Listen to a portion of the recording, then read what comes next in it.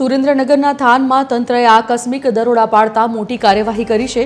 ચોટીલા નાયબ કલેક્ટર અને થાન મામલતદારની ટીમે તપાસ હાથ ધરતા ખાખરાડી ગામમાંથી ગેરકાયદેસર કોલસાનું ખનન ઝડપાયું। વધુ તપાસ કરતા 15 કોલસાના કૂવા સાથે 10 લાખ અને 80,000નો મુદ્દામાલ જપ્ત કરવામાં આવ્યો। આ મામલામાં કાર્યવાહી કરતા ગેરકાયદેસર ખોદકામ કરનાર શખ્સો વિરુદ્ધ તડીપારની કાર્યવાહી કરવામાં આવી છે।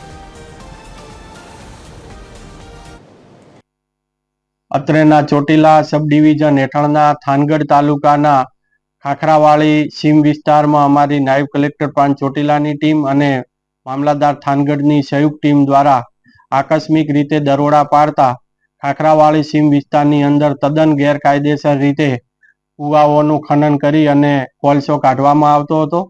આ જે કોલસો કાઢવામાં આવતો હતો તેના સર્વે નંબર છે સરકારી સર્વે નંબર 356 અને ખાનગી સર્વે નંબર 357, 358 અને 359।